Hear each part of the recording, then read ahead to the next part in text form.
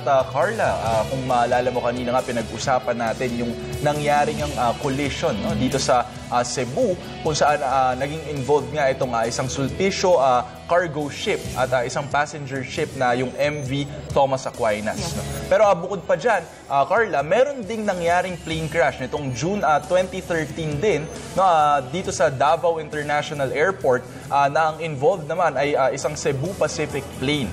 Tapos alam mo, Carla, talaga nakakatakot no, kapag masama ka no, sa ganitong no, at parang iisipin mo, ano nga ba yung mga dapat ginagawa or ano nga ba yung mga safeguards no, na pwede mong siguraduhin bago ka sumakay ng eroplano, bago ka sumakay ng ship. Para in case of crisis, hindi ka magpanic. Yes. Yun usually yung kung hindi mo alam na gagawin. At para mawala na rin siguro yung pangamba no, sa mga pasahero. So para pag-usapan yan at ikwento na rin no, yung naging experience nila.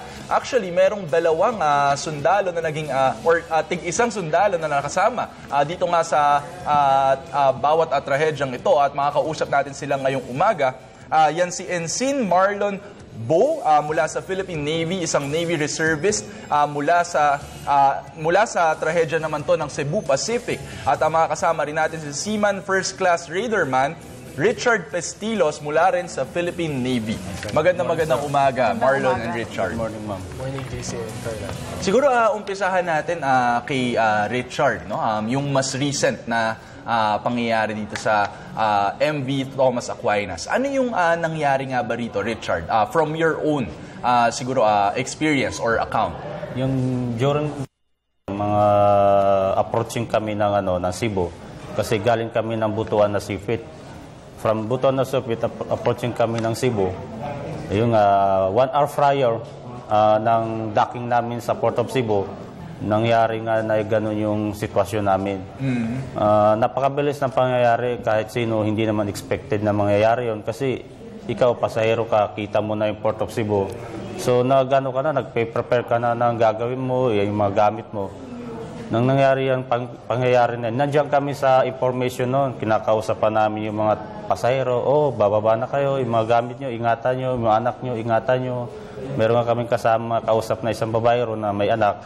O yung mga anak mo, pinababaya mo, nagtatakbuhan. Mamaya madulas yan dyan. Alam mo naman itong bakal, itong barko. Tapos yun nga, umakyat na kami. Nakarinig kami na akala namin sumadsad yung yung barko, yung bang sumadsad lang, mababaw ba. Inisip namin ganun kasi ganun, sabay sinundan ng tatlong tunog. Tug, tug, tug. Yun ay, nayanig yung barko. Mga 2 to 3 minutes na wala na ng ilaw yung barko, kaya madilim na. So pag-akyat namin, tatakbuhan na yung mga tao, sinabihan namin, huwag kayo magpanik, relax lang kayo. So magsuot kayo ng life jacket, huwag kayo magtulakan.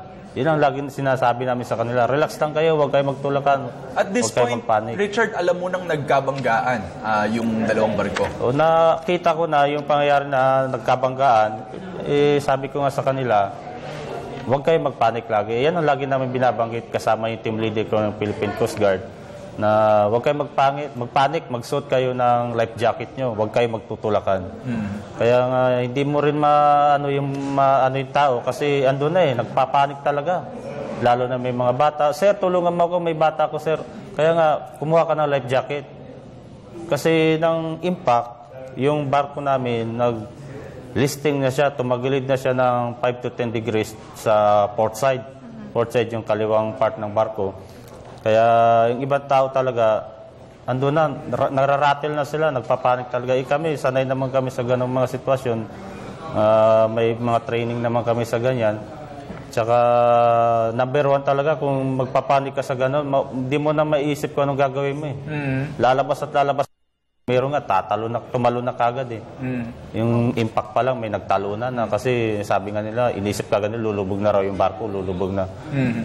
Sabi nga namin, relax lang kayo. Huwag kayo magpanik, magsuot kayo ng life jacket ninyo.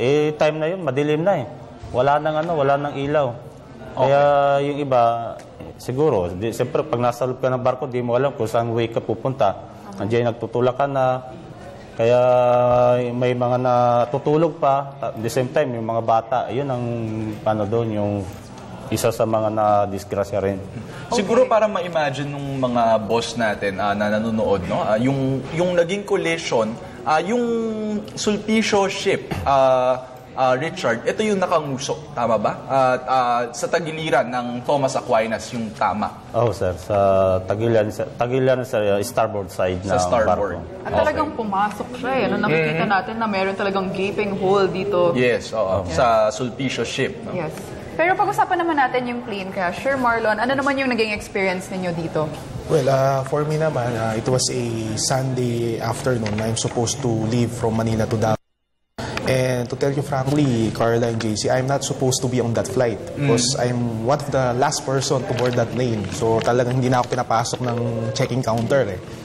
So there are a lot of premonition kasi it is a delayed flight. The boarding gate is also, they changed the boarding gate and it was raining so hard that time. So when the pilots say na stewards prefer for landing, napansin ko masyadong mabilis yung paglalanding namin. So when it touched the ground, I suddenly felt a sudden bump, no? Parang napasubsob kami. And everybody are already shouting, including the children. So what happened is hindi kami nakarating doon sa mismong terminal, umabot kami doon sa mga damuhan ng tarmac. So after that, there was a total blackout, walang ilaw sa loob.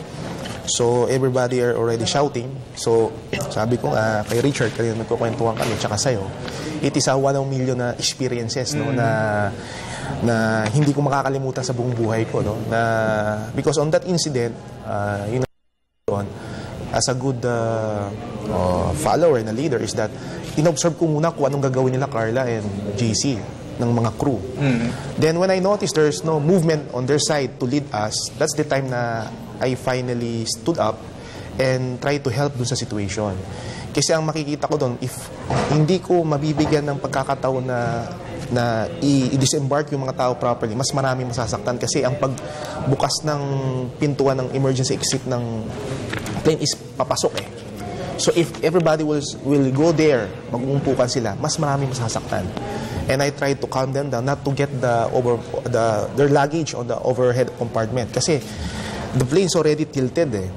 So if everybody will stand and get their luggage on the overboard compartment, it will further destabilize the plane. So it can get a lot of accident inside dun sa loob. Marlon, nasabi mo yung nag-land kayo tapos yumuyog-yug na tapos naramdaman nyo parang ibang klase yung bump. Noong time ba na yun, alam nyo na plane crash to? Parang at what point na nasabi ninyo na nako, may iba nang nangyayari? For me, siguro, JC, ang masasabi ko na plane crash kasi nawala yung ilaw eh. Okay, right. So total blackout, no? Plus, yung pagland namin, kung yung mga nakakasakay ng aeroplano, JC and Carla, no? If the plane goes down for landing, usually, di ba dapat dahan-dahan ang brake, di ba? For us, we felt like an emergency brake eh. Alright. Biglang tigil eh. So then we smell some smoke inside. Okay. So that's my heart starts pumping na, no? So I'm just waiting for a explosion siguro. Yes. So siguro I am not meant to die on that day kasi it was raining so hard also eh. So I think the rain helps on that incident na hindi yung sa amin natuloy yung fire. Kasi the smoke, I already smelling the smoke inside eh. That's the time that yung mga bata, mga matatanda already shouting na. Okay, so that's the time na I waited for a few minutes for the steward and the pilot to step up. Nung nakita ko na wala na silang movement, that's the time na I already took the time to lead the people to go out dahan-dahan. Okay. Meron na nga tayong picture kung gaano ba kabigat ang naging crisis at situation that they found themselves in. Gusto natin pag-usapan yung naging decision nila na tumulong. Kasi usually yung mga reaction ng mga tao, tumakbo na, tumalon sa barko, umalis. Nakakatakot kasi, di ba? Pero sila, inisip nila yung makatulong sa iba. So ano naman